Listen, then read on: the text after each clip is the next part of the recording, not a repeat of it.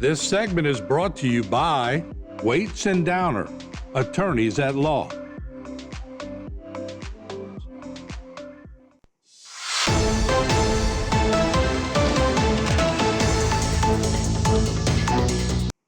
All right, welcome back. And joining us now is the captain of the Lafourche Parish Sheriff's Office, Brennan Mathern, also serves as their public information officer.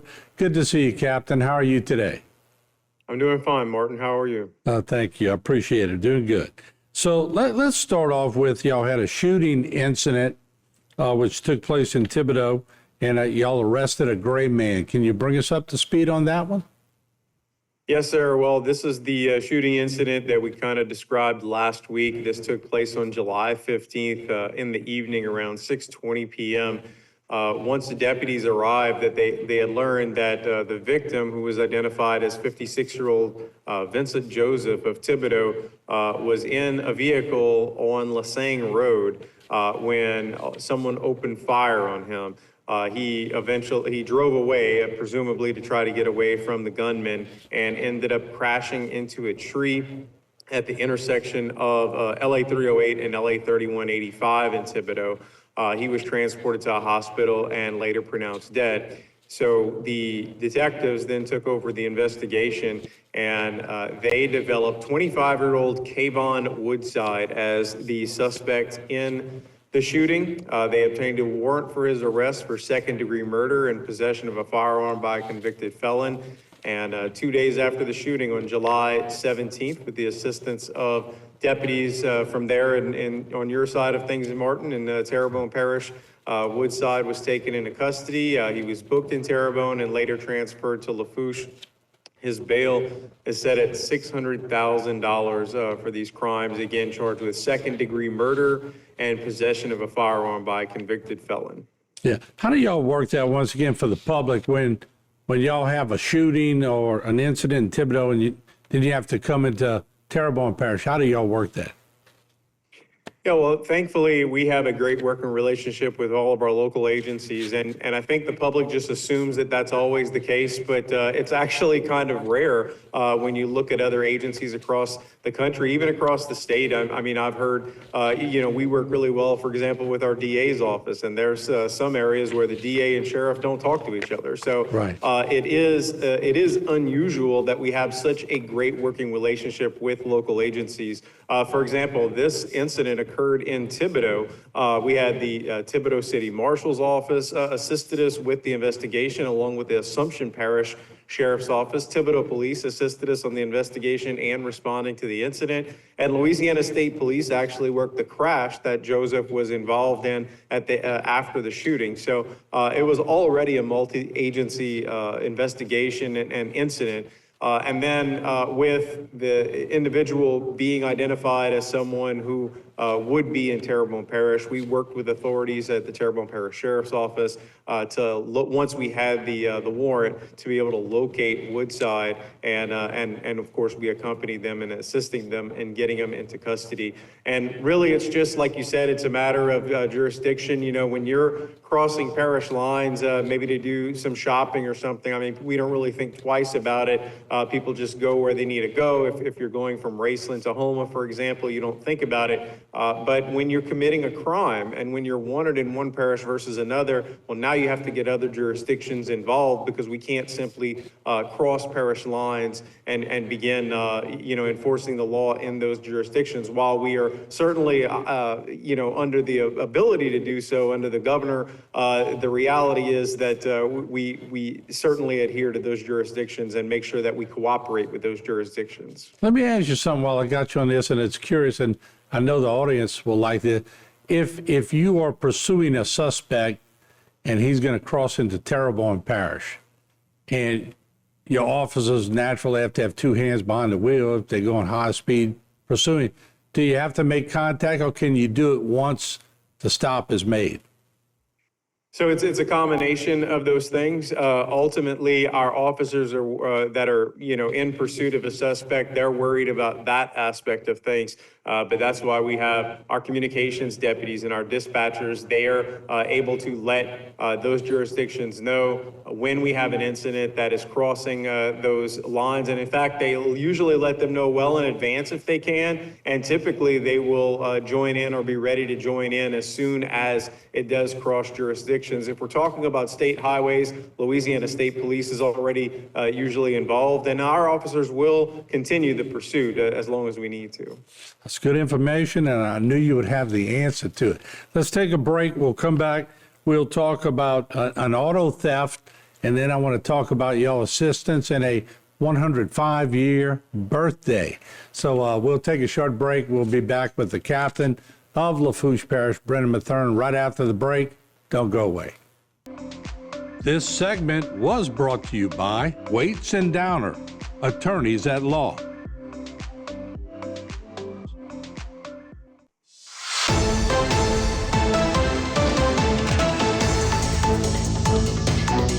All right, we're back with the captain of the Lafourche Parish Sheriff's Department. Of course, that's Brendan Mathern. Been there for so long, been so transparent with us. He's like one of the family in the media. He's always available. Let me ask you something. Y'all had a auto theft at Bill Taylor boat launch. Can you bring us up to speed on that one?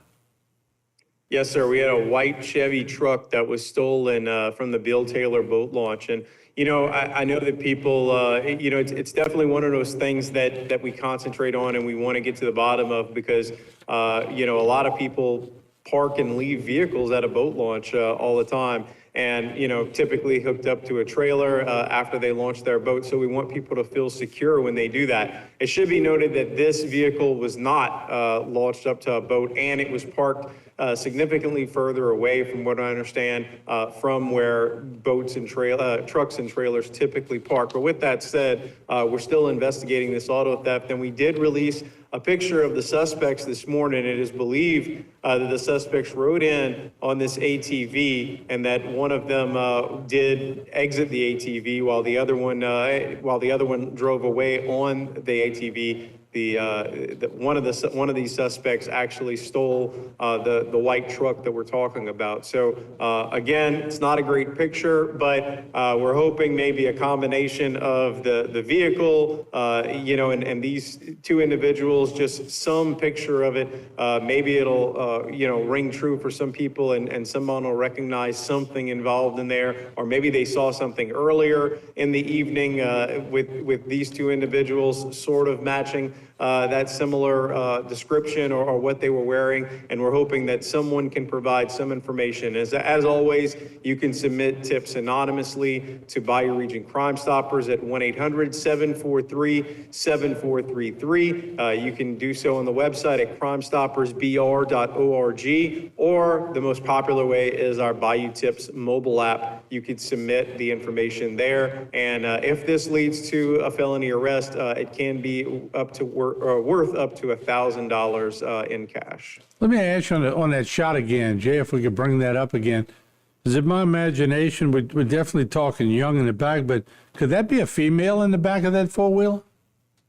It certainly could, and that's something that we're looking at, that our investigators are looking at. So we haven't ruled out any possibilities, and that includes that the female, that is a female on the rear of that ATV. Now let me ask you also, I would assume also if they're on a four-wheeler at a boat launch, they can't live extremely far away, right? That's the thought process, or at least the four-wheeler would have had to start its journey, so to speak, from nearby, even if it was being carried on a trailer or a truck. But that is most likely the scenario, that it is someone local to that area. So certainly the people in the area of the Bill Taylor boat launch, in that North Lafourche area, we would encourage you to take a good look at this photo and let us know if any of this maybe rings true or rings any bells for you, and just submit a tip to us. It's very easy, and it could end up leading to some reward money for you. Or maybe now that the picture's out and y'all are sort of onto it, maybe they could turn themselves in. And I'm not saying there's a whole lot of leniency there. I'm not in that field, but it's better than running all the time, right? No doubt. And you would be surprised since the advent of social media, since we've launched our Facebook page 12 years ago, you would be surprised at the number of runaways, missing persons, and even persons with warrants whose picture we put on social media. They get popular really fast and end up turning themselves in or being found fairly quickly. So social media has become a very useful tool for us in many ways. All right, let's end by, I want you to tell the story of a 105-year-old birthday. Yeah, so Miss Wilma Lazard turned 105 last week, and a couple of our deputies stopped by to wish her happy birthday. You see Deputy Brian Hostetler and Deputy Christopher Whitney stopped by, again wishing Miss Wilma Lazard a happy 105th birthday. And we want to take this opportunity to let people know that we actually, at the Sheriff's Office, celebrate 100th birthdays with a special medal and certificate. So if anyone in your family in Lafourche Parish is turning 100 anytime soon in the next 6 months or anything like that, contact us at the Sheriff's Office, let us know, and we have a centenarian award that we present. Our deputies will go by and it'll be a nice formal presentation, either at the birthday party or it could be private, whatever you desire. But we certainly like to honor our centenarians here in Lafourche Parish. And also, if I could ask the family, or maybe you know somebody, maybe the deputies took a little video to get it to HTV. We'd like to play that on the channel because that is special. And if they don't, we'll go look her up because that's big time. You don't hear that quite often, do you?